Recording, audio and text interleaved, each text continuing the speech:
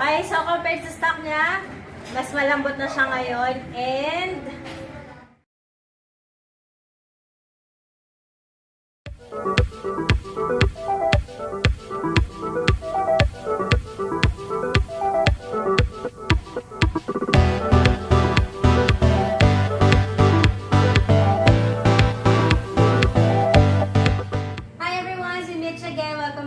vlog, and for today, tayo ay mag-upgrade ng shocks ni Suzuki Bergman 125 Street 125.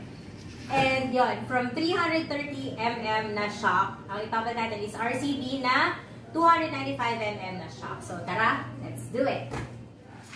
Alright guys, so yun, ito na nga. Ito yung ipapalit natin, ito is yung RCB na shock absorber. Alright, so this one is 295 millimeters na shock absorber.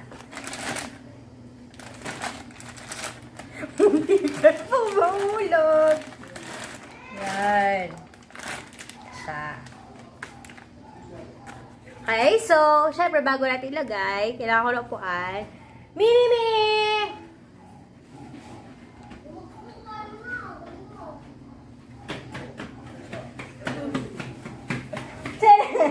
Thank you! So, ayun guys, kasama dun nga pala sa box, meron siyang maliliit na bushing. Kasi, yung dun sa stock natin na shock absorber, mas maliit kumpara dito sa ating ipapalit. So, kailangan lagyan siya ng mas maliit na bushing para hindi siya maalog. Okay guys, so yun, para matanggal natin tong stock nating shock absorber, pwede ko naman siyang sungkitin dito. Pero, medyo maraming hassle. So, mas madali kung tatanggalin natin yung compartment at doon natin siya susungkitin. Okay. So, yun guys, para matanggal natin tong compartment, unahin natin tanggalin tong screw na to. Tapos ito. Tapos yung mga screw dito sa loob. Okay. So, simulan na natin siyang tanggalin.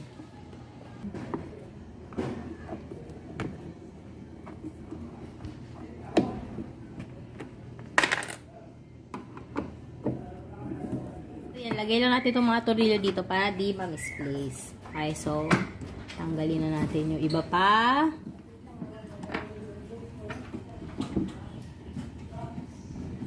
Para matanggal natin itong nasa loob, kailangan natin itong number 10. Ayan, number 10 na socket wrench.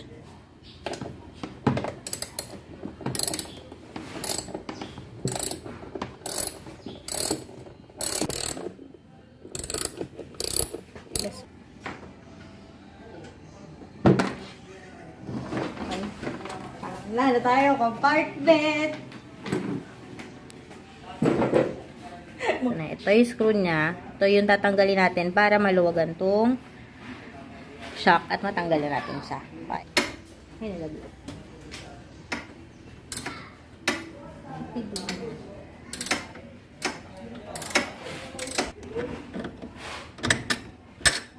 So, yun. Nalaglag na nga.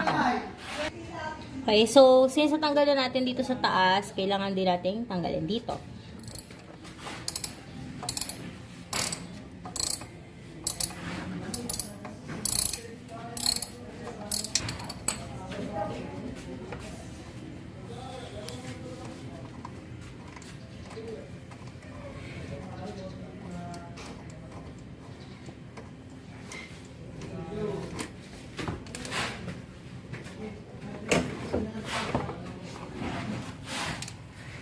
Ito na, natanggal na natin yung stock na shock absorber.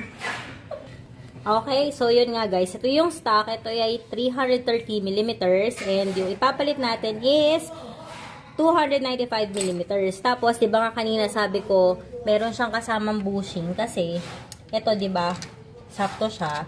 Ito, it's maluwag. So, kaya kailangan natin ng bushing para hindi siya maalog. Ito nga, may kasama siyang bushing. So, ilalagay lang natin siya dito. Tapos, may kasama din siyang washer. Yan. Ilalagay lang natin both sides. Yan. Ayun. So, ayun na nga guys. Ito yung ating ipapalit. Nakikita natin mamaya kung bagay ba yung kulay niya sa ating Bergman. So, lagay na natin. Siyempre, shoot muna natin yan dyan. Tapos, dito. Medyo masikip siya. Okay guys, so naipasok na natin yung shock. Babalik na natin yung screw na ayaw. Ayun. Okay. Yan, higpit na. Ayan na siya.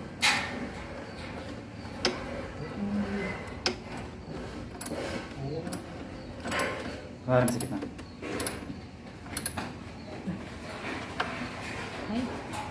Okay, so yun. In-adjust na rin natin yung freeload. Tapos, yung spring, in-adjust na natin para hindi siya masyadong malambot, di din masyadong matigas. So, okay na siya. Okay, so balik na natin yung compartment.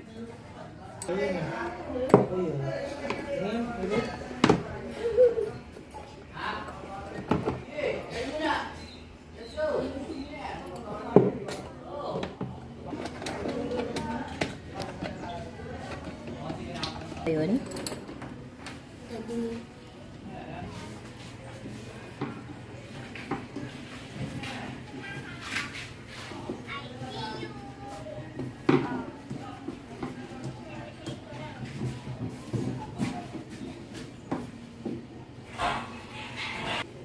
Yun na ba?